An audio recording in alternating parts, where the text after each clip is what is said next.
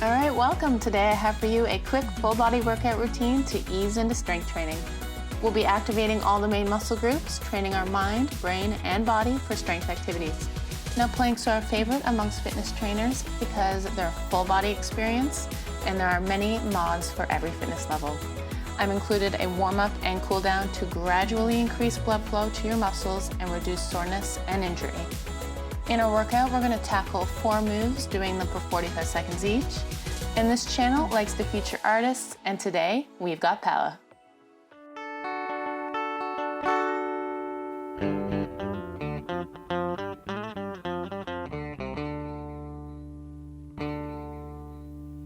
Let's begin the warm-up by crossing our arms over our body and stepping side to side. So when I fall off that exercise wagon, along with some cardio, this is where I start with strength training.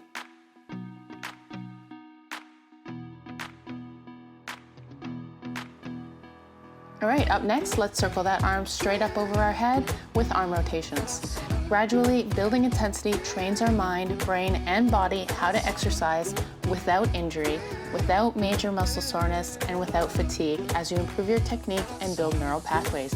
If you haven't already, switch arms. While standing tall, bring one arm straight out to the side and slightly behind you without twisting your hips. And then bring your hand back to touch the opposite shoulder. You want to find a gentle stretch in the chest, keeping the movement active as we warm up the body. Go ahead and switch sides.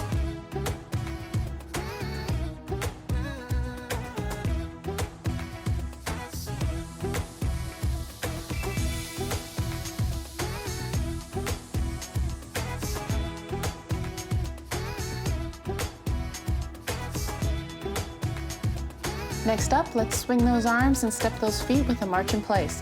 Now I jog in place because the room is cold and we're looking to warm ourselves up.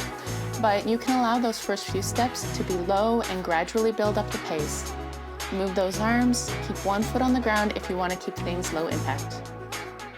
For our second to last move of the warm-up, we'll be bringing that knee up as high as what's comfortable to about hip height and draw a nice big circle with those arms from up over your head and tapping underneath the thigh. And switch legs. Make sure not to hunch forward, keep a straight back, and breathe. Moving on to a forearm press. Bring your arms up in front of you, framing your face, forearms pressed together, engage your upper body, and move those elbows a few inches up and down.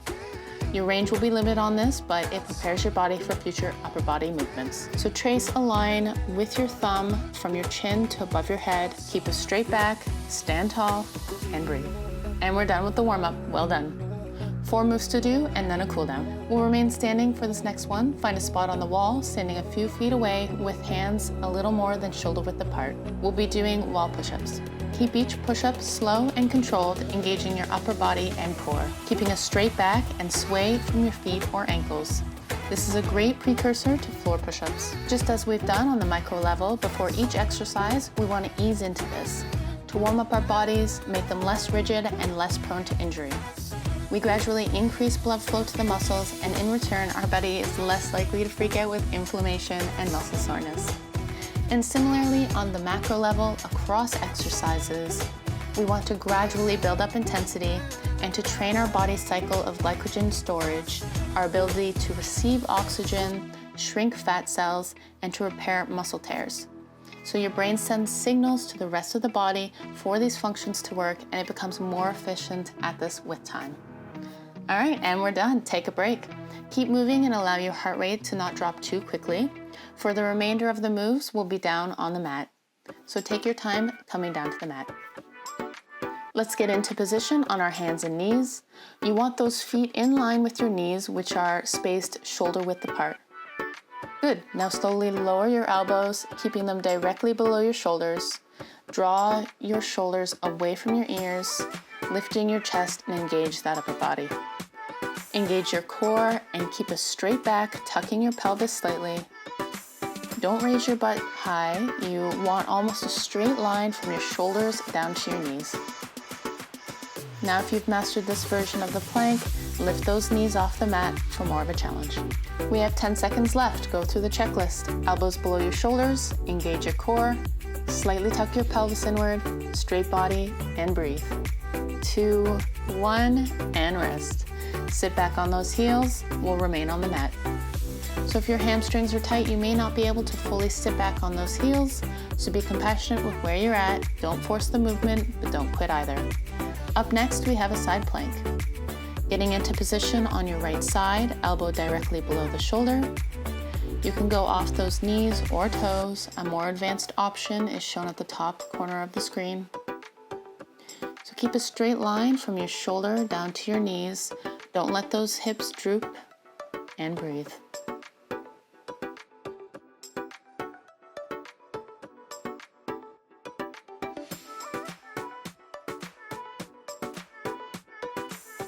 For the last 10 seconds, hover your top leg straight, working those inner and outer thighs and hip, and dip your hip to the floor and then back up to the ceiling, awakening your abs and obliques.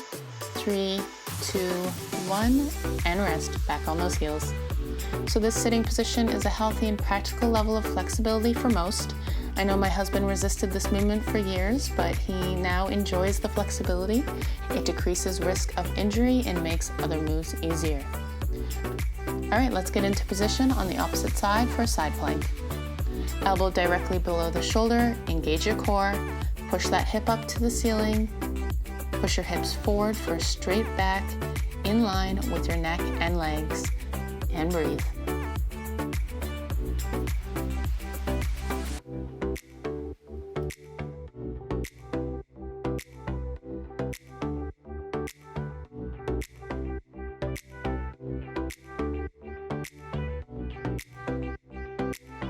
Okay, we have 10 seconds left, so hover that top leg and dip your hip.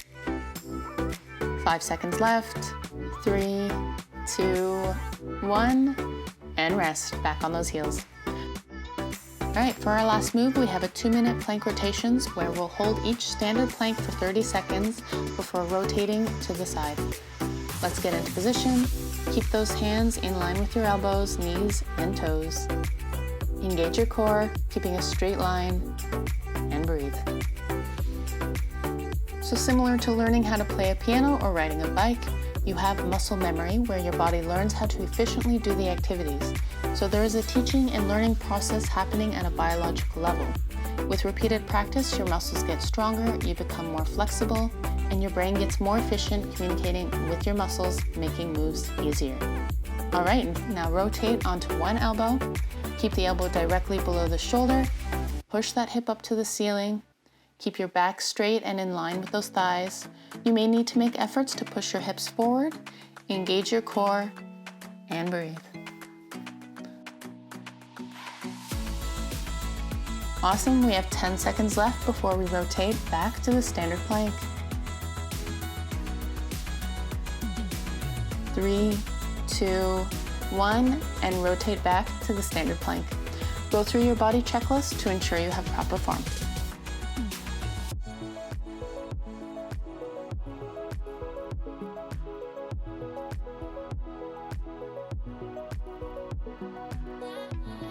All right, in 10 seconds, we'll rotate to the opposite side. Rotations are good to do because it forces the body to go through all angles of the movement and develop the strength all the way through.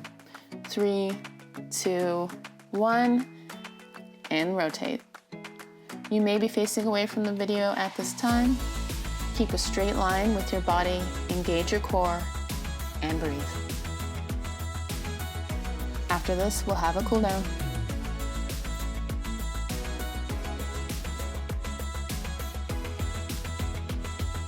In 10 seconds left. 5, 3, 2, 1, and rest. All right, let's begin the cool down to loosen our muscles to reduce or eliminate tomorrow's soreness. We begin with a downward dog, or standing tall and reaching down to your toes works just as well. So relax your head down, feeling a nice stretch in your hamstrings and calves. Move around slowly from side to side or pedal out those feet. Find areas that are tight and need some love and attention. All right, next, let's lower to our bellies and stretch our backs with a Cobra pose. You can prop yourself up from your elbows or your hands and slowly flex your spine, drawing your nose upwards towards the ceiling. If you experience daily back pain, then this can be a particularly good stretch to do. Keep these movements slow and listen to your body. When you're ready, push yourself back into a child's pose. Letting gravity pull your butt to your heels, relaxing your head to the mat, and reach those arms out in front of you. And breathe. Slowly sit back up. Many beginners have stiff wrists. Also, in general, we can lose flexibility in our wrists as we age, and so let's give them some love and attention. Face your fingertips towards you and place them on the ground, being very gentle here, listening to the body. This preps you for more advanced versions of the plank when we move away from our elbows and up onto our hands. All right, let's turn our hands, bringing our fingertips pointing towards the wall in front of us.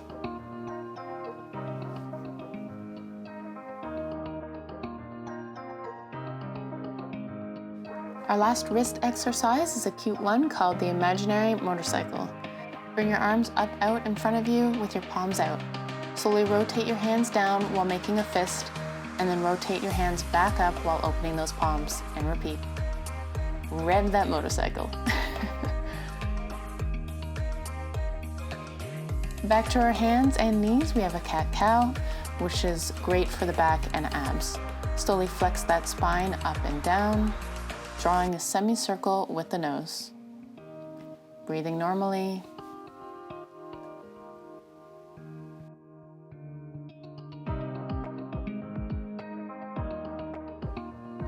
And I like to relax back into a child's pose. We're done with today's routine. Do some extra stretching in any areas you think might be sore. All right, thanks for joining me. Don't forget to like and subscribe, and I'll see you tomorrow.